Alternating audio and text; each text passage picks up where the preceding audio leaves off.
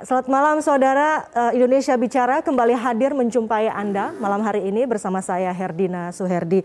Saudara, lonjakan kasus COVID-19 terus meningkat sehingga kemudian pemerintah pusat menerapkan pemberlakuan PPKM darurat di Jawa dan Bali. Lalu bagaimanakah penerapan PPKM di luar Pulau Jawa dan Bali, diantaranya di Kalimantan Timur, dan bagaimana kemudian juga dampak dan pengaruhnya terhadap pembangunan ibu kota baru di Kaltim. Malam hari ini kami di Indonesia Bicara sudah menghadirkan seorang narasumber yang langsung datang ke studio.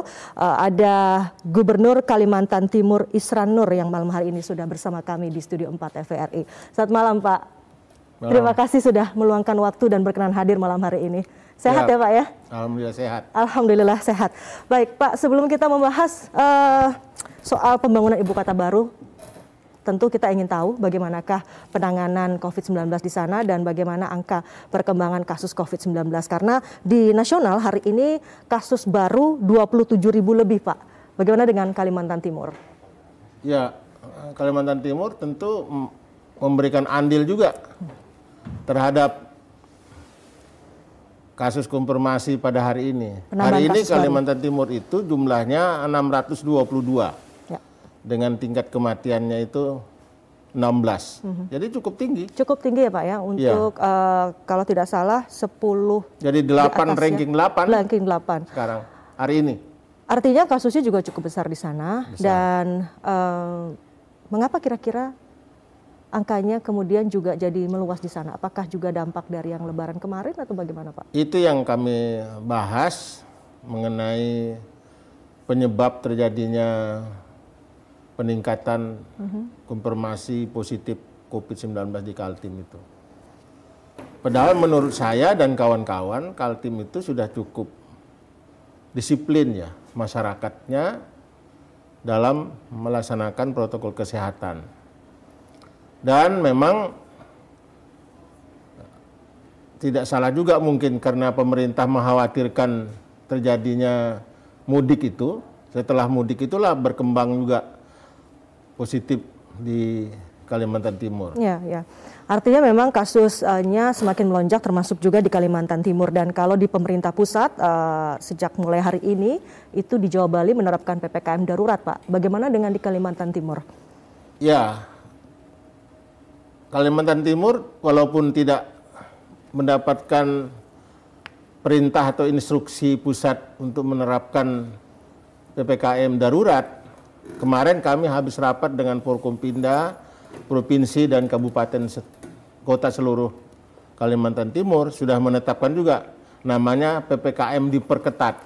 Seperti apa Pak pemberlakuannya? Artinya dan sebenarnya apa yang sama berbeda? Saja melakukan penyekatan pada titik-titik. Perbatasan antara kabupaten kota harus diperkuat dan tetap harus melaksanakan yang namanya kegiatan-kegiatan yang memang tidak perlu harus dihentikan atau tidak diperkenankan untuk dilaksanakan, termasuk misalnya kegiatan-kegiatan seperti restoran, tempat-tempat acara, perkawinan juga batalkan. Jadi hampir sama seperti penerapan PPKM darurat ya Pak ya? Mungkin sama, cuma beda nama saja.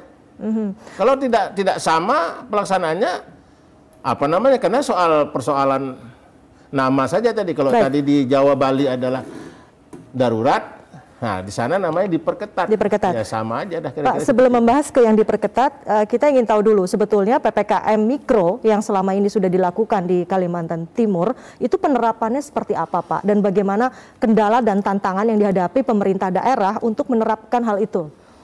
Sebenarnya ketika penerapan PPKM Mikro itu sebelum mudik, itu sudah sangat efektif sebenarnya. Sangat efektif.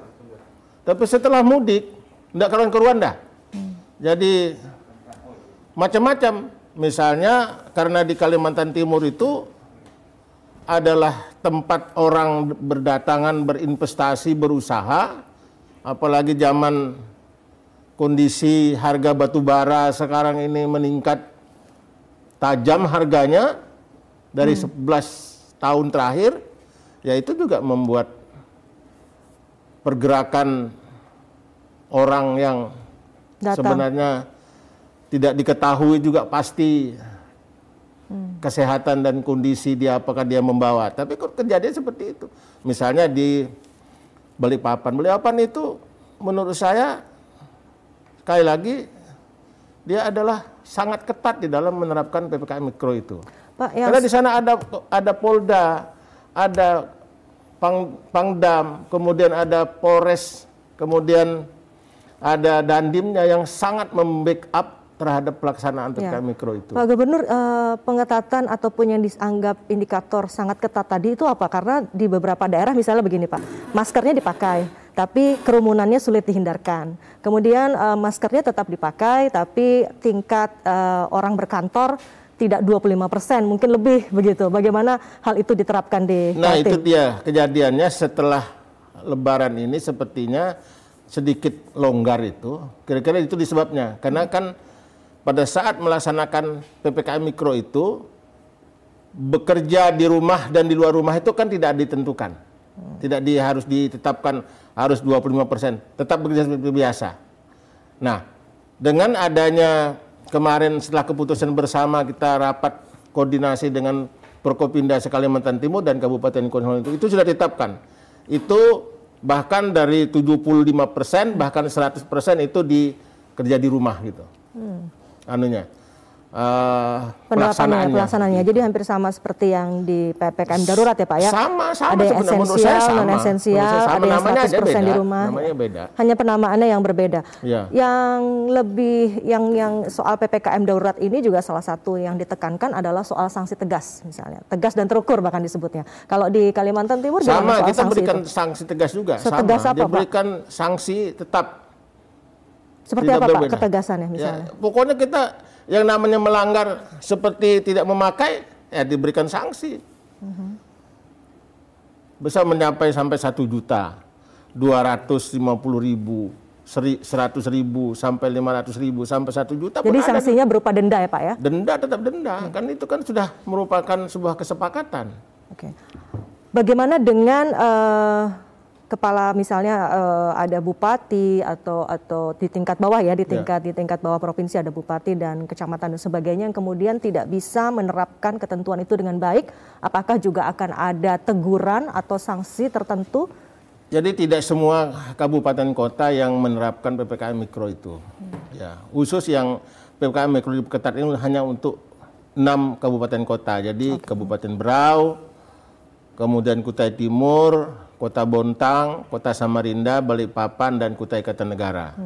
Nah, kalau yang lain itu agak longgar sedikit, tapi dia tetap mewaspadai untuk tetap melaksanakan, dan itu tergantung daripada kebijakan pemerintah kabupaten kota masing-masing. Penerapan ditetapkan di daerah-daerah tertentu itu tergantung dari banyak penduduk atau kasusnya?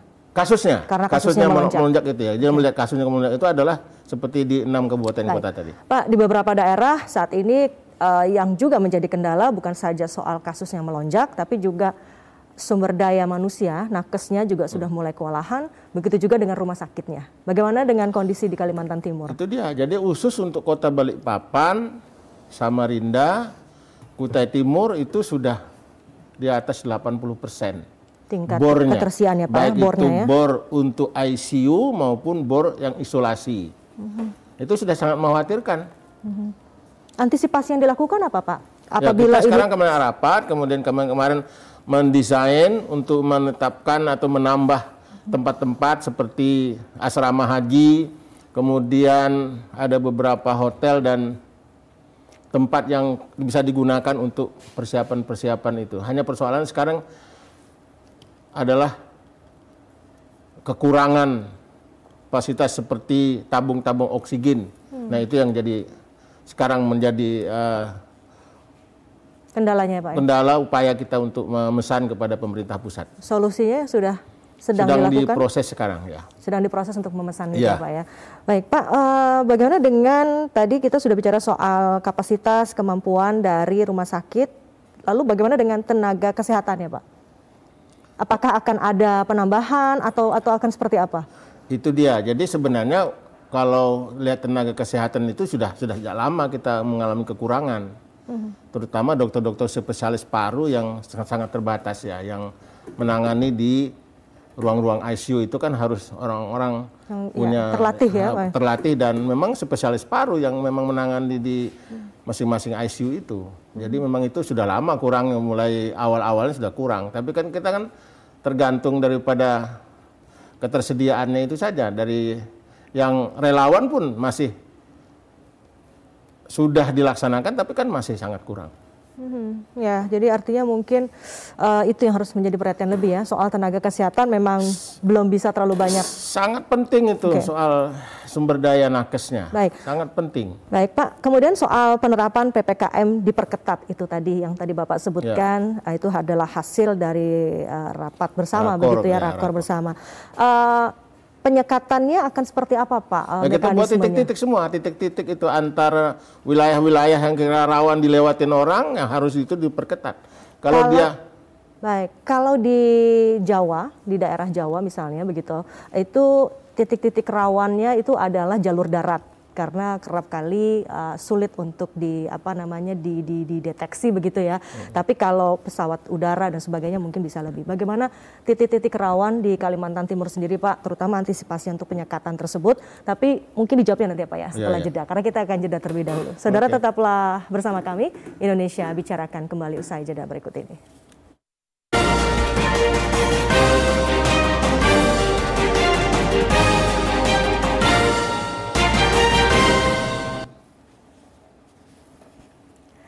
Terima kasih Anda kembali bersama kami di Indonesia Bicara. Malam hari ini kami membahas mengenai kesiapan Kalimantan Timur menerapkan PPKM dan juga Ibu Kota Baru. Saya masih bersama dengan Gubernur Kalimantan Timur, Bapak Isran Nur. Pak Gubernur, tadi kita sampai kepada bahwa saat ini pemerintah daerah Kalimantan Timur juga menyiapkan antisipasi untuk penyekatan-penyekatan termasuk di titik-titik rawan. Nah, bisa dijabarkan Pak, seperti apa antisipasinya? Yang jelas sudah dilaksanakan, ditetapkan titik-titik itu, lintasan-lintasannya, baik di perkotaan maupun antar kabupaten kota. Itu dikontrol dan diawasi oleh kawan-kawan dari TNI Polri, kemudian Satpol PP, termasuk masyarakat lain, relawan yang ikut serta di dalam hal menjaga dan menerapkan PPKM yang diperketat tersebut. Baik. Pak, soal syarat perjalanan, kalau PPKM darurat itu ada harus untuk penerbangan udara harus swab test, kemudian harus melampirkan kartu vaksin dan sebagainya. Juga pertimbangan soal penggunaan apakah genos akan digunakan atau tidak, begitu ya. Bagaimana dengan di Kalimantan Timur, Pak? Ya. Soal persyaratan perjalanan ini. Ya, kalau perjalanan dalam negeri yang jarak jauh itu kita ikuti ketentuan yang ada di pusat ya. Jadi kalau kita misalnya, saya tadi dari Samarinda ke Jakarta itu harus menggunakan PCR. Ya. Ditambah dengan surat keterangan telah vaksin. Nah, itu harus dibawa. Jadi kalau PCR berlaku itu 3 kali 24 jam ya. Bukan. Ya. Ya, 3 kali 24 jam. Ya. Itu tetap berlaku. Kemudian yang harus dibawa juga surat keterangan sudah vaksin ya. Saya sudah vaksin bulan Maret yang lalu, sudah kedua kalinya. Jadi kalau perjalanan antar provinsi atau menuju ke Jawa itu tentu diterapkan ya Pak ya. Harus digunakan, harus tidak ada pilihan lain, harus menyiapkan itu. Jadi kalau dia tidak menyiapkan itu ya tentu tidak bisa diperkenankan ikut pesawat atau ikut kendaraan yang jarak jauh misalnya antara Kalimantan Selatan dan Kalimantan Timur itu harus menerapkan aturan itu. Baik, Pak, bagaimana dengan percepatan vaksin? Karena yang saat ini juga sedang digencarkan pemerintah adalah terkait dengan bagaimana agar warga ini semakin banyak yang divaksin. Untuk di Kalimantan Timur itu sudah lebih kurang 60% ya divaksin dari jumlah penduduk 3,7 juta termasuk anak-anak ya. Tapi anak-anak belum. Nah, kemarin sudah di-drop lagi oleh pemerintah pusat, ada sekitar 700.000 dosis ya. Jadi ada 65.000 yang 10 dosis dan ada yang 1 dosis itu sekitar 58.000. Jadi itu sudah 700.000 yang sudah masuk. Dan ini sudah setiap hari dilakukan. Hari ini mulai kemarin diperketat lagi yang dilaksanakan oleh pihak TNI Polri ya, terutama yang dilaksanakan pada saat Hari Bayangkara kemarin tanggal 1 Juli. Nah, sekarang hari ini terus-menerus dilakukan. Itu diperkirakan satu hari bisa mencapai sekitar 2 sampai 3.000. 2 sampai 3.000 orang yang divaksin ya. Bisa dilaksanakan vaksin. Baik. Dan yang jadi persoalan lagi adalah kembali lagi ke persoalan tenaga vaksinatornya kurang. Itu dia. Lalu solusinya Pak? Nah, itu solusinya kita gunakan saja yang ada itu, bagaimana memanfaatkan yang ada itu saja. Nah, bisa juga kita suruh-suruh, dan itu kita ditolong oleh pihak tenaga kesehatan yang berasal dari rumah sakit TNI Polri. Baik, Pak, ini soal kebijakan PPKM baik mikro ataupun darurat ataupun narasinya apapun penyebutannya begitu ya Pak ya. Ini kan juga dikeluhkan juga berdampak terhadap sektor perekonomian. Nah, kalau di Kalimantan Timur bagaimana Pak dampaknya? Itu dia. Jadi persoalan penerapan PPKM yang diperketat ini ya serba salah. Jadi kita lakukan itu adalah tujuannya untuk menjaga dan menghindari jangan sampai terjadi penularan. Diperketat juga jadi persoalan lain karena juga membatasi kegiatan ekonomi masyarakat. Tapi ini kan hanya akan diberlakukan mulai tanggal 3 sampai dengan tanggal 20 Juli. Mudah-mudahan selama lebih kurang 2 minggu itu kondisinya bisa menurun sehingga aktivitasnya. Tapi di Kalimantan Timur saya lihat juga, tadi kembali lagi saya katakan bahwa Kalimantan itu cukup ketat dalam mengikuti protokol kesehatan. Makanya yang dikasih denda yang besar-besar juga tidak terjadi karena memang mereka tetap melaksanakan yang namanya menjaga jarak, menghindari kerumunan, dan memakai masker itu juga tetap jalan. Kepatuhan itu kira-kira karena memang kesadaran masyarakatnya sudah cukup tinggi atau karena ada sanksi tegas yang diberlakukan itu tadi? Salah satunya karena sanksi, juga mungkin karena kesadaran. Saya kira juga itu. Mereka juga mikir juga nih, daripada sakit ya harus juga taat juga. Tapi makanya juga kadang-kadang kami juga berpikir apakah ini memang kehebatan teknologinya corona bisa menerobos kehebatan pertahanan daripada masyarakatnya. Ya. Kita nggak tahu ya itu soal nggak ada ilmunya kira-kira yang saya omongkan itu, tapi bisa jadi. Baik, Pak, varian baru Delta ini kan juga memang dikabarkan lebih mudah penularannya dan bisa lebih cepat. Dan membunuh dan daya bunuhnya tinggi juga. Betul, itu. Jadi yang varian Delta itu, makanya saya bilang dia dicegah dengan ini yang varian lama. Masuk kita harus baru. Berubah bentuk nih ke varian baru, karena begitu. Dan itu juga banyak anak-anak yang kemudian terpapar ya. Yang paling yang kita khawatirkan itu kalau dia menyerang anak-anak itu. Iya. Pak, yang sekarang juga sebetulnya banyak disuarakan adalah bagaimana sistem tracing kita begitu, bagaimana sistem deteksi kita dilakukan, termasuk juga di daerah-daerah. Karena kan yang seringkali menjadi perhatian publik gitu ya, yang terpantau mungkin daerah-daerah di Jawa dan sekitarnya. Padahal kita juga ingin tahu bagaimana sistem deteksinya di luar Pulau Jawa, termasuk di Kalimantan Timur misalnya. Bagaimana Pak sistem deteksi di sana? Kalau deteksi kita kan sesuai saja. Kalau misalnya ada seseorang yang kena itu, kita tracingnya itu sudah sangat dalam itu, sehingga pada saat di tracing itu maka pelaksanaan PPKM Mikro itu otomatis dilaksanakan. Sudah diblok di situ, tidak bisa apa-apa lagi. Orang tidak bisa keluar, orang luar tidak bisa masuk. Jadi terpantau sekali ya Pak ya? Sebenarnya sudah terpantau. Termasuk satgas-satgas di tingkat RT dan seterusnya di bawah? Itu yang perannya di situ. Jadi misalnya ketua RT itu yang paling berperan di situ. Dan itu dijalankan ya Pak? Kepala desanya lebih berperan di situ. Kemudian juga lurahnya berperan di situ, tokoh-tokoh yang berperan di situ. Jadi karena itulah kehebatan sebenarnya PPKM Mikro itu, karena masyarakat terlibat secara langsung di situ. Jadi sinergi seperti itu juga berjalan di Kalimantan Timur ya Pak? Sudah berjalan. Oke, baik Pak. Tadi saya ingin kembali ke soal dampak ekonomi ya. Kita mungkin nggak hanya bicara soal penerapan PPKM Mikro, tapi dampak COVID-19 ini sendiri terhadap sektor perekonomian kan juga cukup memukul tidak saja di Indonesia tapi juga negara-negara lain begitu. Tadi yang saya ingin tahu sekarang di Kalimantan Timur sektor perekonomian atau di bidang apa yang masih mampu bertahan dan masih memiliki potensi, dan apa yang paling terpuruk begitu Pak? Ya, kalau di Kaltim itu yang masih bisa bertahan itu di sektor pertanian. Jadi pertanian masih bisa berjalan, perkebunan ya. Dan juga di sektor pertambangan. Nah, sekarang pertambangan kita sangat luar biasa berkembangnya itu saat sekarang ini di Kalimantan Timur. Tetapi tahun 2020 Kalimantan Timur itu termasuk cukup tinggi kontraksinya, artinya minusnya itu 2,8%, cukup tinggi ya di Kalimantan Timur.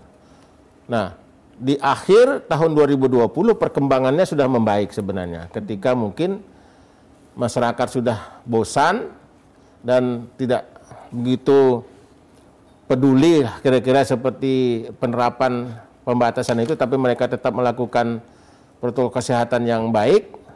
Itu sudah kegiatan ekonominya semakin berkembang. Sudah mulai berjalan sebetulnya. Mulai berjalan ke bagus. Cuma begini tadi dipengaruhi oleh harga komoditi ya. Terutama komoditi tambang batu bara itu sudah sangat bagus harganya selama 10 tahun terakhir atau 11 tahun menjelang 11 tahun ini. Kemudian sawit juga demikian. Itu harganya sangat bagus. Harga TBS saja sekarang sudah rata-rata di atas 2.000 per kilogram. Isu-isu yang beredar di Eropa dan sebagainya itu tidak berdampak ya Pak? Enggak laku itu yang isu larangan Eropa yang tidak mau menerima minyak sawit itu enggak ada urusan. Enggak ada imbasnya ya Pak ya di sana ya? Oke, jadi tadi itu yang masih bisa bertahan dan masih memiliki potensi pertanian, perkebunan, pertambangan ya. Di sektor apa Pak yang paling terdampak? Yang paling terdampak, paling sulit saat ini? Ya, karena sektor ini perdagangan itu aja. Perdagangan domestik itu yang kira-kira sangat membatasi. Nah, jadi konsumsi kita kan menurun itu, konsumsi domestik dalam negeri kita menurun.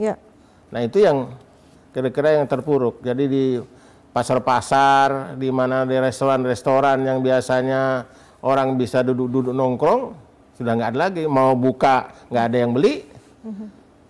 Kemudian ya, jadi daya beli juga memang masih belum ini ya. Kalau misalnya orang juga kalau mau datang tuh, kalau dia tidak ada yang buka, nggak ada juga dia yang datang, pasti nggak ada yang datang. Jadi mungkin UKM dan di sektor itu yang cukup terdampak ya Pak. Itu saya kira itu yang itu. Tadi Bapak sebutkan di akhir tahun 2020 sebetulnya sudah mulai membaik. Gitu. Sudah mulai membaik. Tapi sekarang bagaimana Pak kondisinya dengan kasus yang kita belum ada polasi sekarang. Tapi sepanjang saya lihat, saya amati, kegiatan itu terus berjalan terus, kegiatan masyarakatnya, pertambangan, perkebunan, pertanian itu masih bagus. Soal pendidikan bagaimana Pak di sana? Karena selama pendidikan ini sama, kita masih menggunakan sistem online itu. Banyak yang kemudian ya kalau di daerah-daerah tertentu begitu, itu terkendala dengan jaringan dan sebagainya sehingga kualitas pendidikan yang didapat ada di beberapa daerah di Kaltim itu kan yang paling banyak, yang luas-luas itu seperti di Mahulu, Mahakamulu maksudnya, di Berau, di Kutai Timur, kemudian di sebagian dari Kutai Barat itu masih ada blank spot. Itu jadi kendala juga selama ini ya Pak? Bukan hanya kendala lagi. Baik. Apalah di atas kendala itu nggak ngerti lagi, pokoknya di atas kendala itu sudah dirasakan. Baik, tapi nggak ada pilihan lain, memang seperti itu. Ya, kita memang masih dan sekarang misalnya ada rencana untuk melaksanakan kegiatan pembelajaran tatap muka. Saya sudah sarankan untuk bulan Juli ini kelihatannya tidak bisa dilakukan kalau kondisi meningkatnya seperti ini kenaikan positifnya corona ini. Baik Pak, nanti usai jeda kita akan bahas lagi mengenai bagaimanakah kemudian lonjakan kasus COVID-19 ini berdampak terhadap persiapan dan kesiapan pembangunan ibu kota baru. Tapi usai jeda berikut kami akan kembali. Tetaplah bersama Indonesia Bicara.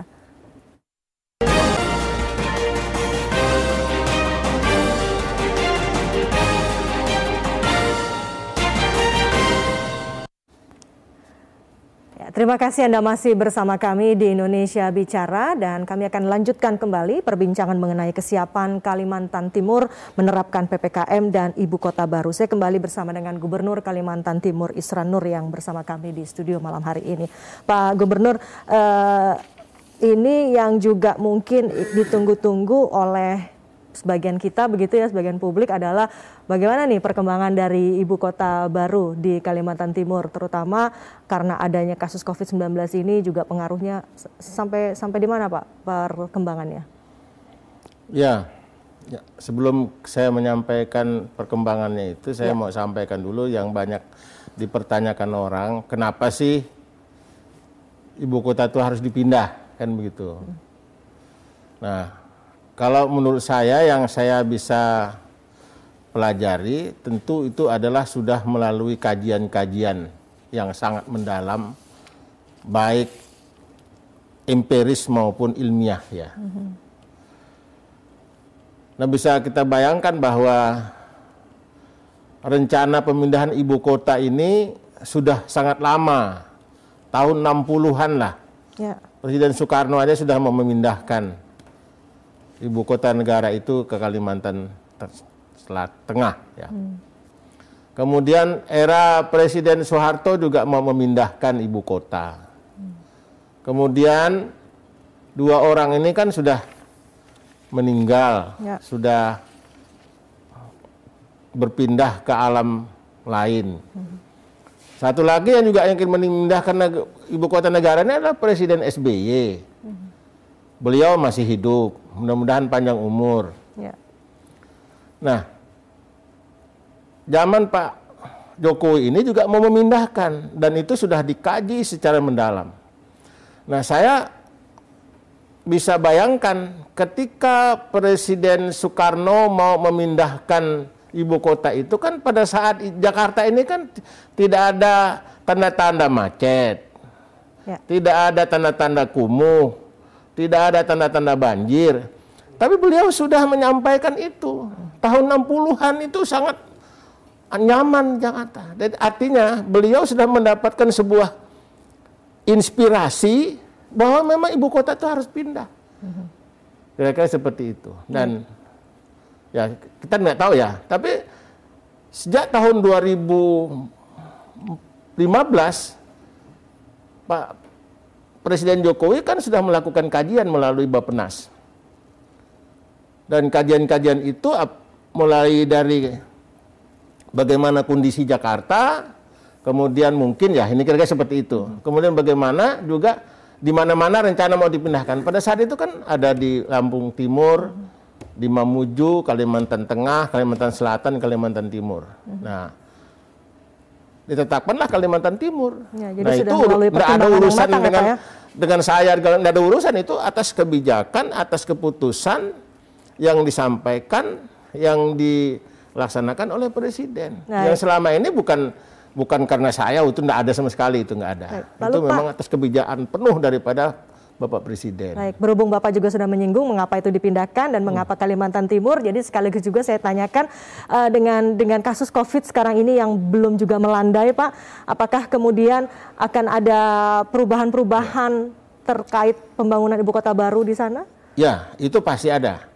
Jadi persoalan pembangunan dan pemindahan ibu kota itu adalah program pembangunan bangsa, program bangsa.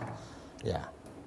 Tapi kalau kasus COVID ini kan menurut saya walaupun belum jelas berhentinya, itu kan hanya sementara ya. Tapi program yang besar ini memang harus dilaksanakan.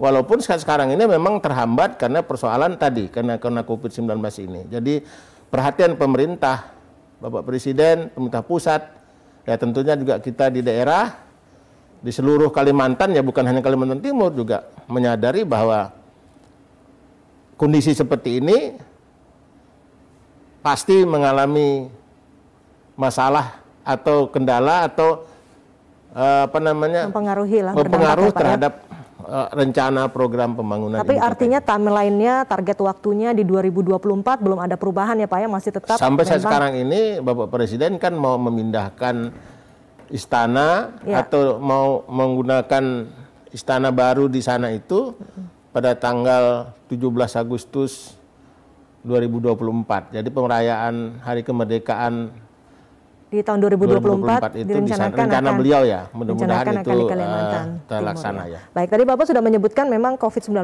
ini juga berdampak tentu saja terhadap persiapan dari pembangunan ibu kota baru. Ya.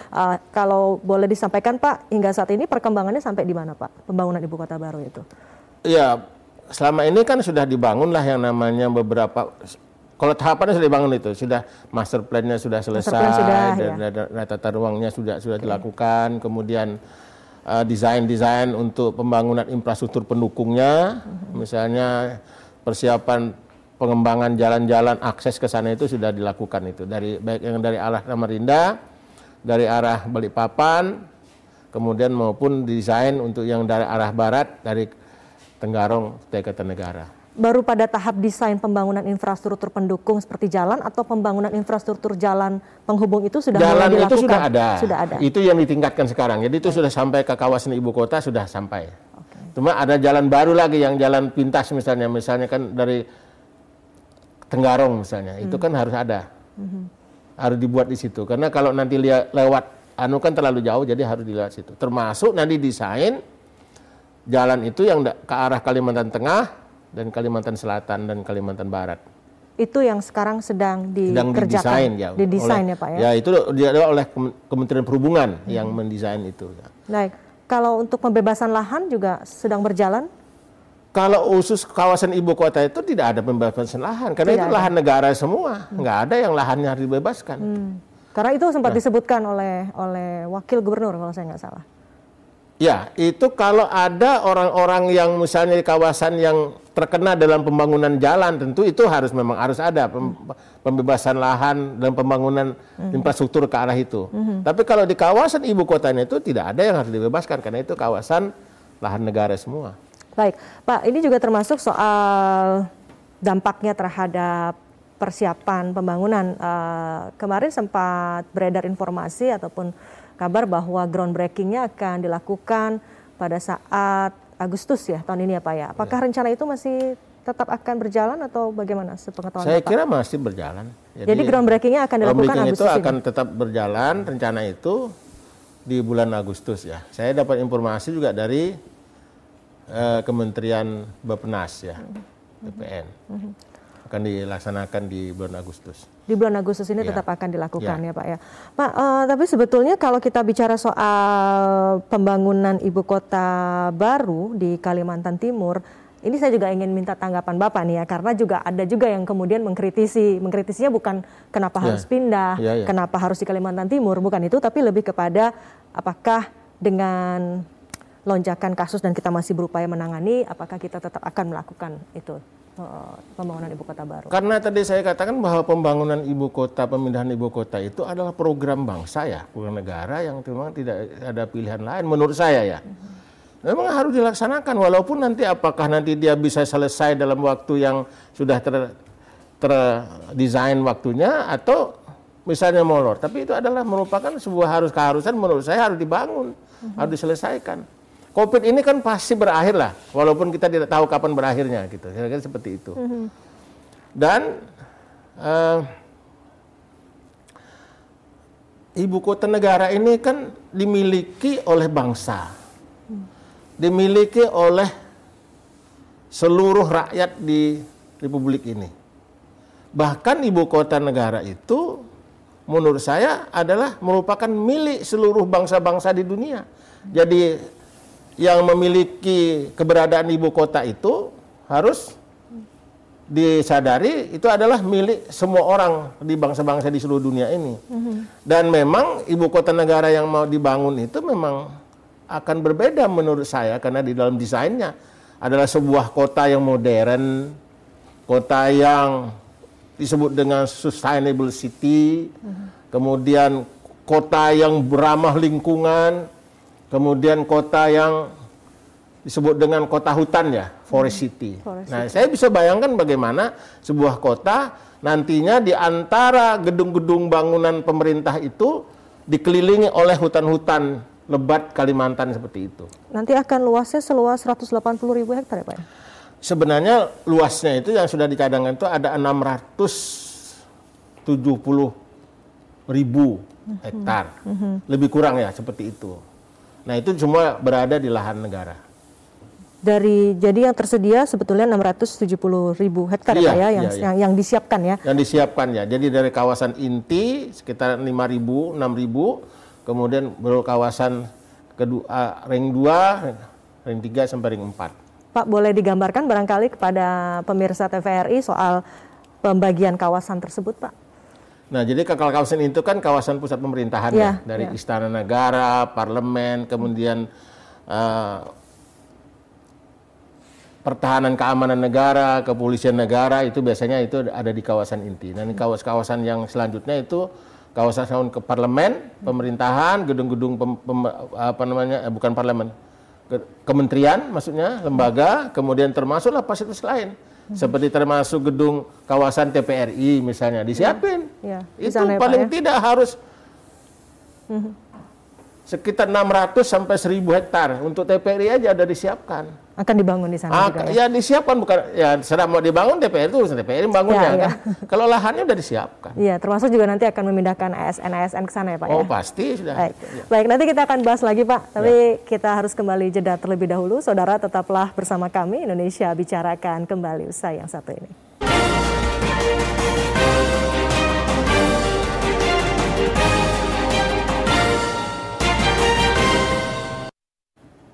Anda kembali bersama kami di Indonesia Bicara dan kita masuki segmen terakhir perbincangan kita malam hari ini mengenai kesiapan Kalimantan Timur dalam menerapkan PPKM dan juga pembangunan ibu kota baru. Saya masih bersama dengan Gubernur Kalimantan Timur Bapak Isran Nur. Pak Gubernur, tadi sudah disebutkan sebetulnya ada 600.000 lebih ya, 670.000 hektar yang sudah disiapkan di sana untuk nantinya menjadi kawasan ibu kota baru, termasuk juga pembagian kawasannya. Tapi sebetulnya juga yang ingin publik tahu karena bagaimanakah kondisi alam di Kalimantan Timur, apakah memang di sana itu juga tidak rawan dengan banjir, longsor, kebakaran hutan dan sebagainya yang mungkin dikhawatirkan karena tadi disebutkan di Jakarta kan kita sudah problemnya adalah banjir dan macet gitu. Ya, kalau banjir pasti tidak di sana karena dia lebih tinggi sana. Jadi dia gunung-gunung dia ya. Di kawasan ibu kota itu ya. Hampir semuanya itu paling rendah itu berada pada posisi dari permukaan itu 45 meter. Jadi berbeda dengan Samarinda ya Pak ya? Oh, kalau Samarinda kan daerah rawa itu banyak rawa sempat banjir ya? Banyak banjir di sana. Tapi kalau di situ tidak ya. Kalau soal kebakaran hutan tentu itu kita sudah punya sistem untuk pengawasan dan mengontrol bagaimana kawasan yang kita sebut dengan ada sebuah aplikasi pengawasan kebakaran hutan itu yang kita sama dengan Kapolda itu, Polda maksud saya, itu disebut dengan sistem aplikasi monitoring kebakaran disebut dengan Kudungga. Ada di Lembuswana maksud saya, Lembuswana di Kalimantan Timur. Jadi kalau untuk kawasan-kawasan itu saya kira untuk banjir itu aman ya Pak ya? Sangat aman ya. Baik. Jumlah penduduk di Kaltim sendiri termasuk juga di lokasi yang nanti akan jadi ibu kota? Nah kalau di lokasi kan boleh dikatakan penduduknya tidak ada. Tidak ada ya Pak ya di Penajam Pasir Utara itu ya? Kecuali areal-areal yang mengarah menuju ke sana iya memang. Tapi kalau di lokasinya itu belum ada penduduk. Kalau di Kaltim sendiri total jumlah penduduk saat ini? Jumlah penduduknya 3,7 juta. Nah, kenapa saya bertanya itu Pak? Karena kemudian selanjutnya adalah apa sih sebetulnya diharapkan atau menjadi harapan dari penduduk Kalimantan Timur, harapan dari Bapak sendiri sebagai kepala daerah jika nanti memang ibu kota negara pindah ke sana? Dalam hitung-hitungan kami, kalau itu dibangun berdasarkan investasi baik itu yang berasal dari pemerintah maupun dari swasta kerjasama dengan pihak-pihak badan usaha itu bisa meningkatkan pertumbuhan menjadi 7% untuk lokal ya. Untuk kalau kawasan Kalimantan lebih kurang ya. Tapi kalau secara nasional bisa meningkatkan 3-4% pertumbuhan karena itu akan terjadi sebuah investasi negara dalam rangka pembangunan infrastruktur itu sendiri. Akan terjadi mobilisasi barang, jasa maupun kegiatan-kegiatan yang terkait dengan pembangunan infrastruktur itu sendiri. Nah, kalau berdasarkan manfaatnya, tentu itu tadi saya katakan bahwa ibu kota itu adalah milik bangsa ini. Dan keberadaan kalau itu dibangun di situ, tentu dia terutama secara geografis, ibu kota itu berada di tengah-tengah wilayah Republik Indonesia ini. Jadi ke wilayah timur yang paling timur itu adalah misalnya Jayapura, kemudian sebelah barat itu Banda Aceh, kemudian selatan itu Surabaya, kemudian utara itu Manado. Yang artinya kalau ditempuh dengan perjalanan itu relatif sama. Jadi kalau saya pernah menerbangi antara Jayapura ke Balikpapan, itu 4 jam. 4 jam? Ya, lebih kurang 4 jam, kurang dari 4 jam. Nah kemudian dari Balikpapan ke Banda Aceh, itu 3 jam 20 menit. Jadi hampir sama.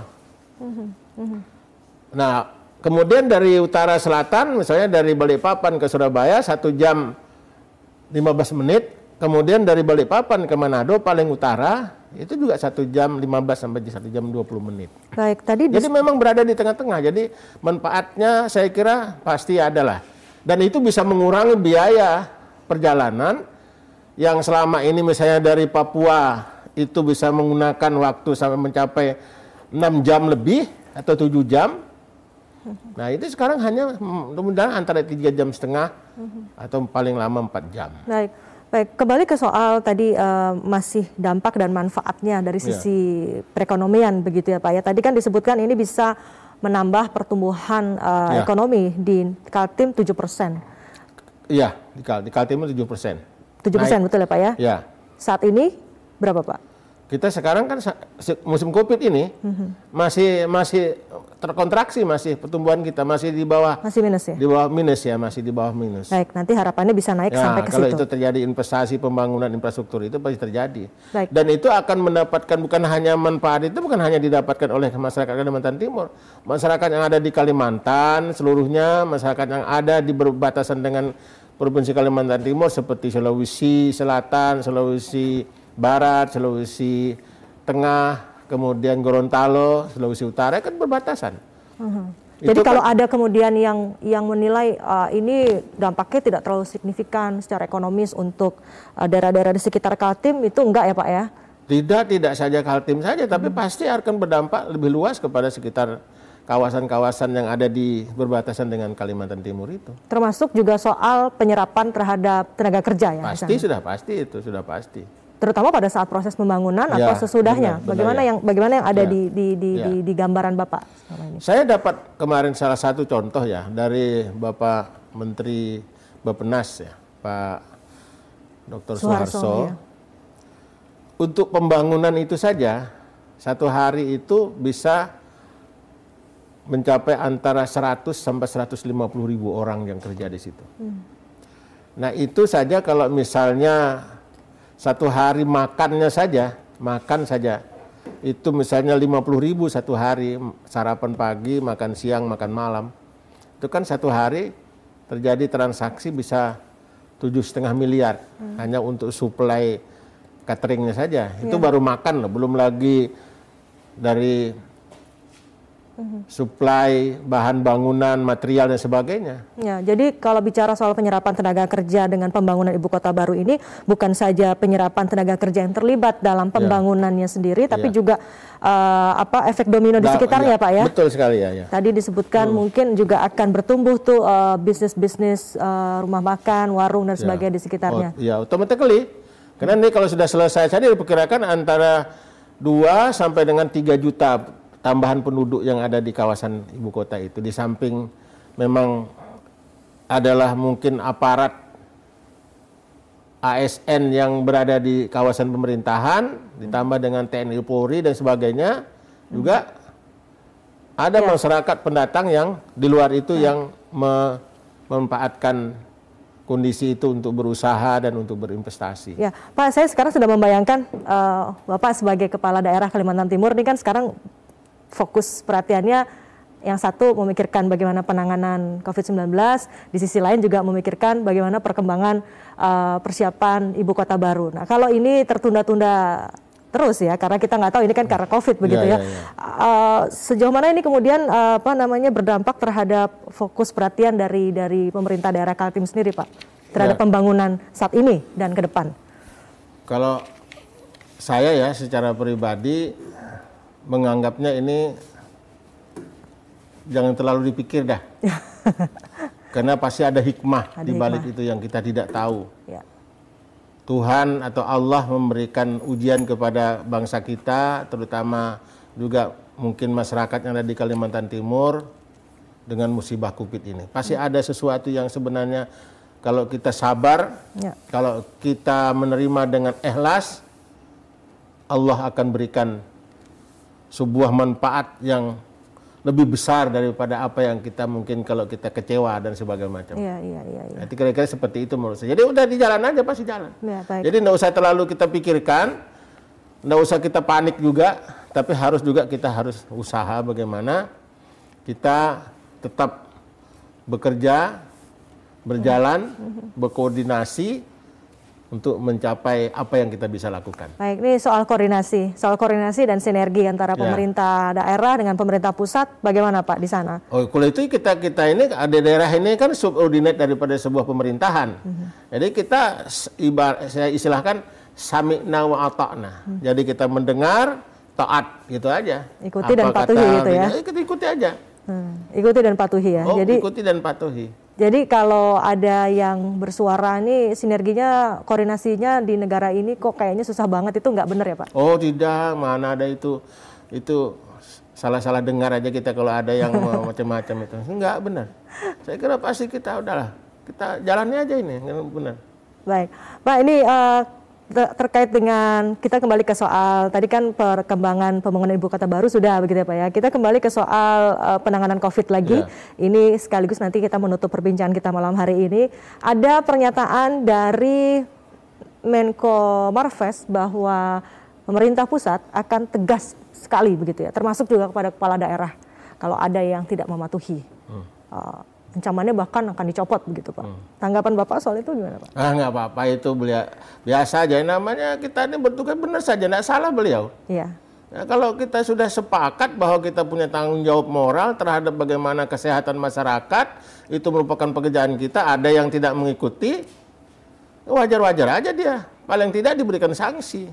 Ya kalau misalnya ada aturan, misalnya dia melebihi kesalahannya sampai misalnya bisa dicopot, ya nggak masalah. Saya siap aja misalnya kalau saya salah melebihan, siap aja, nggak apa-apa. Itu nggak apa-apa, itu semua adalah sebuah memberikan motivasi kepada kita semua untuk bisa bekerja dengan baik dan patuh. Ya, makanya saya bilang, saya sebagai gubernur, sebagai kepala daerah, saya sami'na wa ata'na dah.